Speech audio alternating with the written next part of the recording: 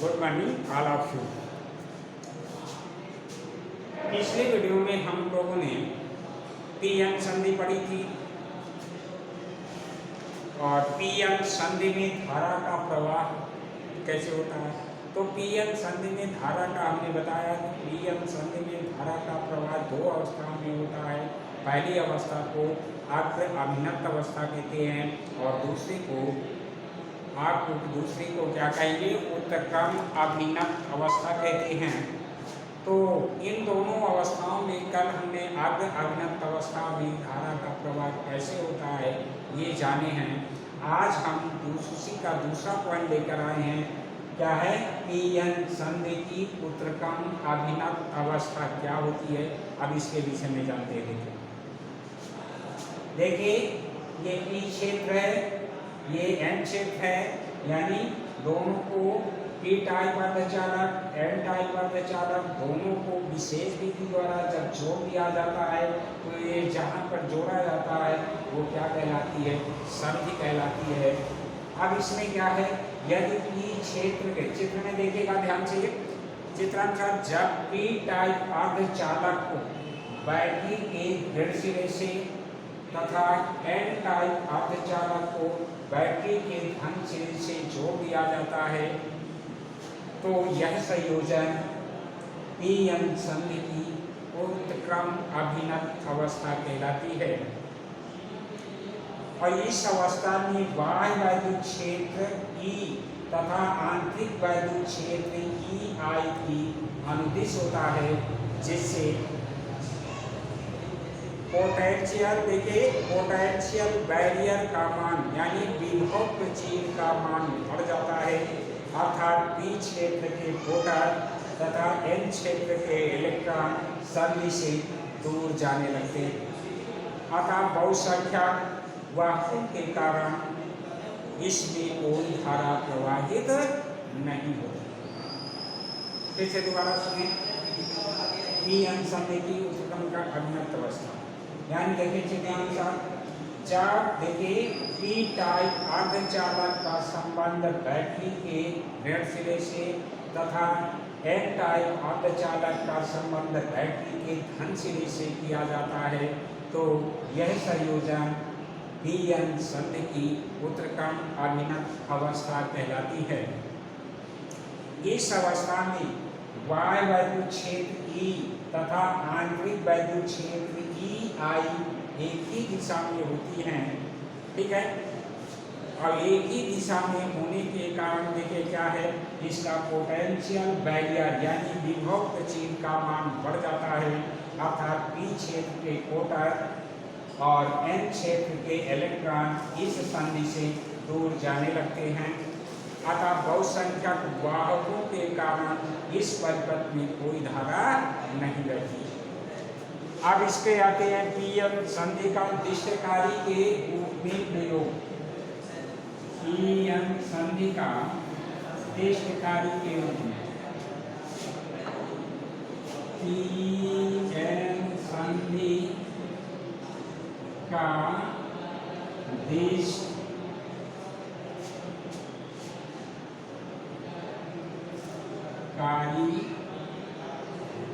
के रूप में क्या प्रयोग, ये जानिए। पीएन संधि की अग्र अभिन्नत अवस्था में परिपथ में धारा का तो प्रवाह होता है, लेकिन पीएन संधि की उत्क्रम अभिन्नत अवस्था में धारा का प्रवाह नहीं होता है। इस मूल कारण से पीएन संधि दिष्टकारी यानी एम्पलीफायर की भांति कार्य करने लगता है, अर्थात AC को DC में बदलती है। और इस दिष्टकरण की क्रियाएं निम्न दो विधियों से होती है। पहला अर्ध तरंग दिष्टकारी के रूप। फिर से ध्यान दीजिए, हमने कहा पीएन संधि का दिष्टकारी के रूप में प्रयोग कैसे करते हैं, तो इसके लिए यह है कि हम जानते हैं कि अग्र अभिन्नत अवस्था में परिपथ में धारा का प्रवाह होता है, जबकि उत्तरक्रम अभिन्नत अवस्था में परिपथ में धारा का प्रवाह नहीं होता, अतः इस गुण के कारण ही पीएन संनिर्दिष्टकारी के रूप में या दिष्टकारी की भांति कार्य करता है, अर्थात एसी को डीसी में बदलता है। और इसके दिष्टकरण की निम्न दो विधियां हैं। पहली विधि है आर्ध तरंग दिष्टकारी के रूप में, आर्ध तरंग दिष्टकारी के रूप में।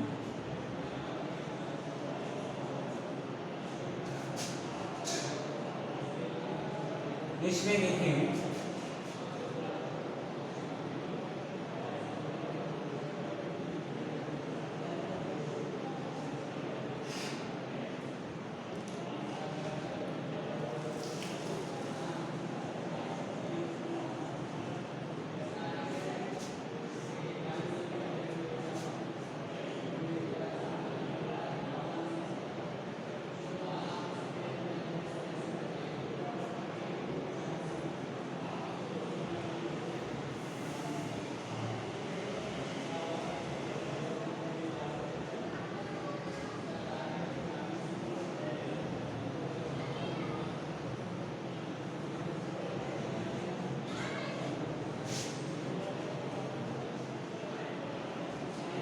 ये एसी में है, ये आपका ऊंचाई ट्रांसफार्मर है,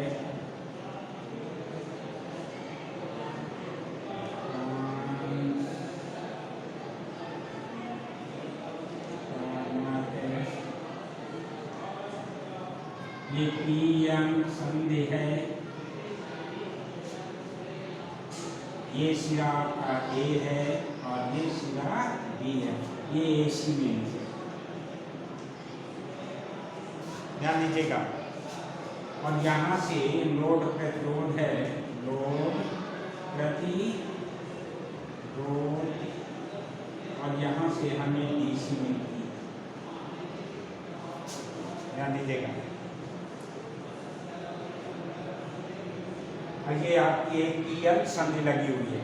तो ध्यान दीजिए, इस क्रिया में एसी का आधा भाग डीसी में बदलता है या बदला जाता है।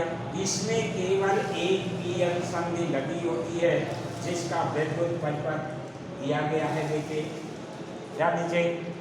और इसके देखिए, ये आपका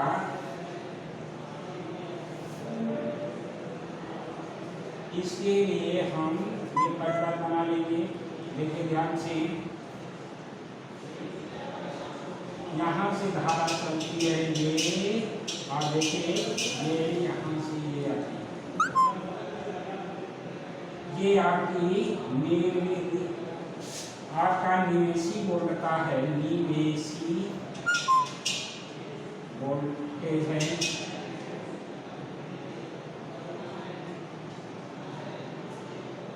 और ये आपका ये देखिए आर्ध तरंग के रूप में है।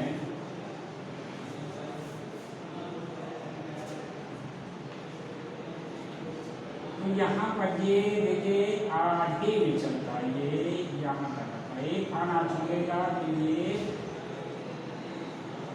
इस तरह चलेगा। ये आपका आर्ध तरंग दिष्टकारी है।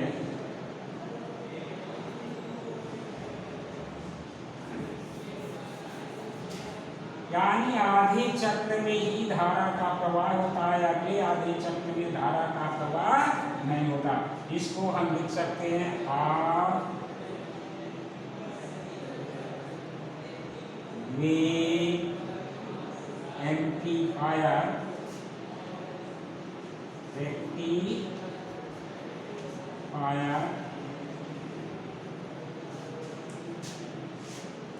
ये निर्भर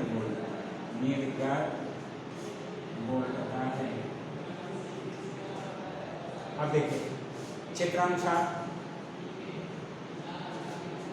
जब ऊंचाई ट्रांसफार्मर द्वारा प्रत्यावर्ती धारा प्रवाहित की जाती है, ये ऊंचाई ट्रांसफार्मर, तो जब हमने कहा कि जब ऊंचाई ट्रांसफार्मर द्वारा प्रत्यावर्ती यानी एसी धारा प्रवाहित की जाती है तो इसके परिवर्तनीय प्रकृति के कारण ए व बी सिरे क्रमशः धनात्मक व ऋणात्मक होने लगते हैं। अब जब ए सिरा हमारा धनात्मक होता है और बी सिरा ऋणात्मक होता है तो पी एन संधि अग्र अभिनत अवस्था में होती है और धारा का प्रवाह होता है। और जब हमारा ए सिरा ऋणात्मक और बी सिरा धनात्मक होता है तो यह अवस्था हमारी उत्क्रम अभिनत अवस्था में होगा और उत्क्रम अभिनत अवस्था में की स्थिति में परिपथ में धारा प्रवाहित नहीं होती है। यही क्रिया लगातार चलती रहती है और प्रवाहित एसी का आधा भाग डीसी में बदल जाता है जिसे लोड प्रतिलोड के सिरों से प्राप्त कर लिया जाता है। फिर से एक बार देखिए, ये अर्ध तरंगिष्टकारी के रूप में प्रयोग है। हमने इसका फिगर देखिए ये लिया है, ये यहाँ पर ऊंचाई ट्रांसफार्मर लगा हुआ है और यहाँ पर एसी है, यहाँ से एसी सप्लाई की जाती है और इस परिपथ में एक पी एन संधि लगा है और यहाँ पर लोड प्रतिरोध है। तो ध्यान दीजिएगा, जब हमारी ऊंचाई ट्रांसफार्मर द्वारा प्रत्यावर्ती धारा प्रवाहित की जाती है तो इसके एसी की परिवर्तनीय प्रकृति के कारण कभी ए सिरा व बी सिरे क्रमशः धनात्मक व ऋणात्मक होते रहते हैं। जब ए सिरा धनात्मक व बी सिरा ऋणात्मक होता है तो यह अवस्था परिपथ की अग्र अभिनत अवस्था कहलाती है और इस अवस्था में परिपथ में धारा का प्रवाह होता है। लेकिन जब हमारा ए सिरा ऋणात्मक व बी सिरा धनात्मक हो जाता है तो यह परिपथ की उत्क्रम अभिनत अवस्था कहलाती है और उत्क्रम अभिनत अवस्था में परिपथ में धारा का प्रवाह नहीं होता है और यही क्रिया लगातार चलती रहती है और प्रवाहित एसी का आधा भाग डीसी में बदल जाता है जिसे हम लोड प्रतिरोध के सिरों से प्राप्त कर सकते हैं। और इसके बाद देखिए, ये तो आपकी निवेशी धारा है, लेकिन जब आपकी निर्गत धारा होती तो आधे चक्र में ही धारा प्राप्त होती है, अगले आधे चक्र में धारा प्रवाहित नहीं होती। ठीक, तो इस प्रकार ये हमारा क्या है, ये अर्ध तरंग जो है दृष्टकारी के रूप में कार्य करता है।